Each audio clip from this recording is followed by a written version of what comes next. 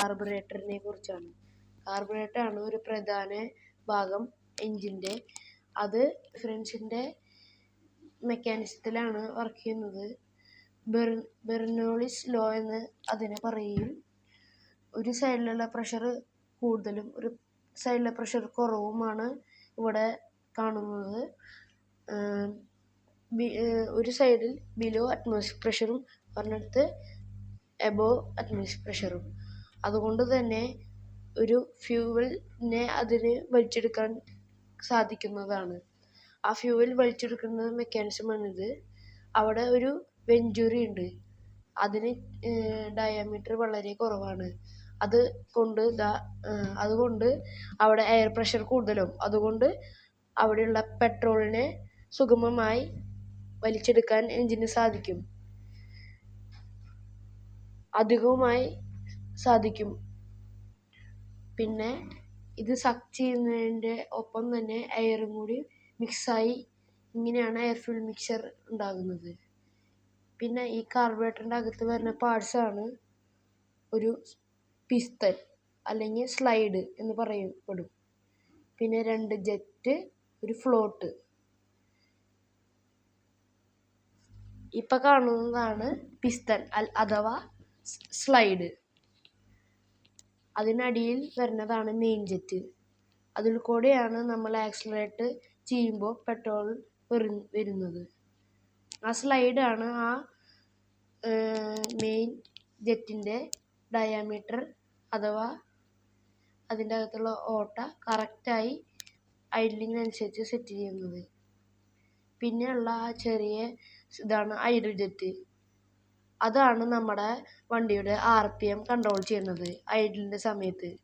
ഈ സ്ലൈഡിന് ഒരു ജെറ്റ് അറ്റത്ത് ഇങ്ങനെ സ്റ്റിക്ക് അടിക്ക് കൂടുന്തോറും ക്ലോസ് ആവും. പൊക്കുമ്പോൾ അതിൻ്റെ ആ ഡിഫറൻസ് വരുന്നതാണ് കാണുന്നത്. വണ്ടി സ്റ്റാർട്ട് ചെയ്യുമ്പോൾ തന്നെ അത് ലോവർ പൊസിഷനിലാവും ഇരിക്കുന്നത്. ലോവർ പൊസിഷൻ ഐഡലിന് വേണ്ടിയിട്ടാണ് ഈ ചെറിയ ഒരു ദ്വാരം. ഈ ദ്വാരത്തിൽ കൂടെ എയർ നല്ല പ്രഷറിൽ കയറി ചെല്ലുമ്പോഴാണ് ഫ്യൂൾ സക്കാവുന്നത്. ഈ വെഞ്ചുറി ഇത്തിരി വൈഡറാവും. അപ്പം മെയിൻ ജെറ്റ് ഓപ്പൺ ആവും. അതിൽ കൂടെയാണ് ഫ്യൂവൽ ഇൻലെറ്റിലേക്ക് ചെല്ലുന്നത്. അത് എയറും കൂടി മിക്സ് ആയിട്ടാണ് ചെല്ലുക. ഈ ഫ്ലോട്ട് കൂടുതൽ ഈ സ്ലൈഡ് കൂടുതൽ തോറും നമ്മുടെ പെട്രോള് കൂടും. അതിനൊപ്പം എയറും കൂടുതൽ കയറി തുടങ്ങും. അതാണ് ഇതിൻ്റെ മെക്കാനിസം. പിന്നെ അതിലുള്ള ഫ്യൂവൽ ടാങ്ക് എന്ന് പറയുന്ന ഫ്യൂവൽ ടാങ്ക് ഇതിലാണ് ഫ്ലോട്ട് സിസ്റ്റം. ഈ ഫ്ലോട്ട് സിസ്റ്റം ആണ് ഈ ഫ്യൂവൽ ഓവർഫ്ലോ ആണ്ട് കൺട്രോൾ ചെയ്യുന്നത്. ഇതാണ് ഫ്ലോട്ട് ഓറഞ്ച് കളറിൽ. ഇത് കൺട്രോൾ വാൽവ്. ഇവിടെ ഒരു ബുള്ളറ്റ് ജെറ്റ് ഉണ്ടാവും. ആ ജെറ്റാണ് ഈ പെട്രോള് കുറയുമ്പോൾ ഫ്ലോട്ട് താഴുമ്പോൾ ആ വാൽവ് ഓപ്പൺ ആവും. അപ്പോൾ ഫ്യൂവൽ ഫിൽ ദ ചാമ്പർ. ആ ചാമ്പർ മൊത്തം ഫ്യൂവൽ ഫില്ലാകുമ്പോൾ പതിയെ ഫ്ലോട്ട് പൊന്തി വന്നത് ക്ലോസ് ആവും.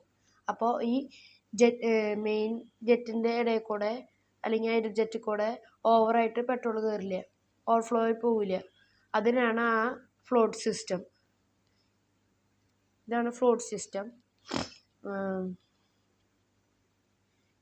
ഫ്ലോട്ട് സിസ്റ്റമാണ് നമ്മുടെ പെട്രോളിനെ ടാങ്കിൽ നിന്നുള്ള ഒരു ലെവൽ വരെ കൺട്രോൾ ചെയ്യുന്നത്. അത് കഴിഞ്ഞ് വരുന്നതാണ് 2 സ്ക്രൂ. ഈ മെയിൻ സ്ക്രൂ ആണ് അതിൻ്റെ ഐഡിൽ കൺട്രോൾ ചെയ്യുന്നത്. ആ ദ്വാരത്തിൽ കൂടെ എയർ പോകുന്നത് കൺട്രോൾ ചെയ്യും, പെട്രോൾ കൺട്രോൾ ചെയ്യുന്നതാണ് സ്ക്രൂ.